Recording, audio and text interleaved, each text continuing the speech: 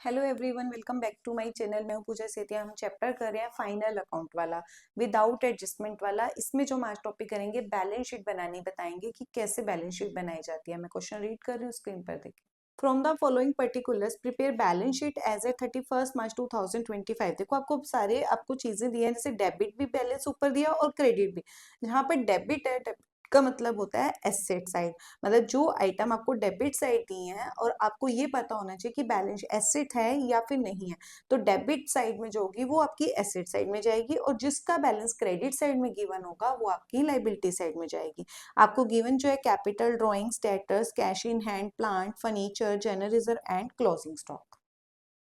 अब देखो, हमें सिंपल बैलेंस शीट बनानी है। आपको अगर वैसे ट्रायल बैलेंस पे करते हो, आपको ये पता होना चाहिए कि बैलेंस शीट में इस साइड एसेट्स आती हैं और इस साइड लाइबिलिटीज आती हैं। सबसे पहले क्या दिया है, कैपिटल लाइबिलिटी साइड में जाती है। अब सबसे पहले आप लिख सकते हो यहाँ पर कैपिटल, बट कैपिटल की एक सीक्वेंस होती है। कैपिटल की एक सीक्वेंस होती है। पहले कैपिटल लिख दो, कितनी है, 5 लाख। इसके अंदर अगर आपकी ड्रॉइंग्स है तो उसको आप क्या कर देते हो, माइनस कर देते हो जब आएगी। और उसके अंदर आप क्या कर देते हो, आपका जो नेट प्रॉफिट होता है उसको आप क्या करते हो, प्लस करते हो। तो जो टोटल आता है वो आप यहाँ लिखते हो। अब अगर ये चीजें आएंगी तो हम उसमें प्लस माइनस कर देंगे। नेक्स्ट है आपका ड्रॉइंग्स। अब देखो, मैंने अभी आपको बोला डेबिट है, तो आप ड्रॉइंग्स को यहाँ भी लिख सकते हो, लेकिन हमारा रूल क्या होता है, ड्रॉइंग्स होती है वो पर्सनल पर्पज की होती है, कैपिटल को हमेशा डिक्रीज करती है।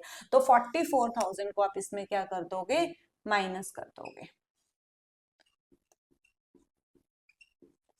नेक्स्ट आपका है डेटर। डेटर्स क्या होते हैं, एसेट होता है, तो आप यहाँ पे लिखोगे डेटर्स।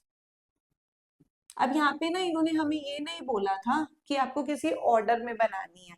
जब ऑर्डर में बोलता है, अगर लिक्विडिटी ऑर्डर होता है या परमानेंसी ऑर्डर होता है, लिक्विडिटी में सबसे पहले कैश इन हैंड आता है। फिर भी आप क्या किया करो, कैश इन हैंड और कैश एट बैंक सबसे पहले ऊपर ही लिखा करो, लिक्विडिटी ऑर्डर पे ही बनाया करो। मैं थोड़ा सा रब कर देती हूँ, आपको थोड़ा सा स्पेस छोड़ दो। सबसे ऊपर किसका बैलेंस लिखा करो, कैश इन हैंड का या कैश एट बैंक का। तो थोड़ा सा स्पेस छोड़ दिया है मैंने, तो हम यहाँ लिखेंगे डेटर्स। डेटर्स कितने हैं आपके, 64,000। नेक्स्ट है क्रेडिटर्स। क्रेडिटर्स हमारी लाइबिलिटीज होती है, वो इस साइड आएगा, 42,000। नेक्स्ट है हमारा कैश इन हैंड और कैश एट बैंक, ये सबसे ऊपर लिख देंगे,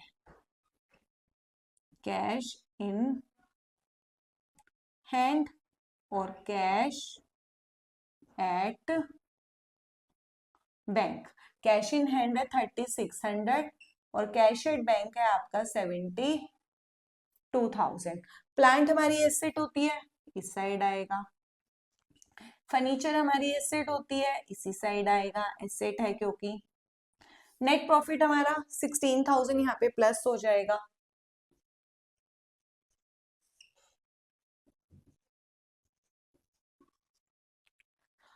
प्लांट है आपका 1 लाख, फर्नीचर है 37,000। नेक्स्ट है नेट प्रॉफिट पे जनरल रिजर्व। रिजर्व कोई भी होता है, कैपिटल वाली साइड में जाता है,